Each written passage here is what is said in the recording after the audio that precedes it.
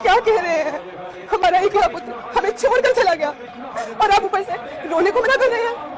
अरे थोड़ी देर के लिए इसको ले जाके अंदर कमरे में धरिया, कौन सा फर्क पड़ जाएगा? हम थोड़ी देर बाद रो लेंगे, थोड़ी देर बाद शोक कर लेंगे। अभी इसको पटकिया, क्योंकि नित्य होए जीवन, नित्य होए मरण, किंतु नित्य नित्य होए नहीं गौर विरहा गुमन।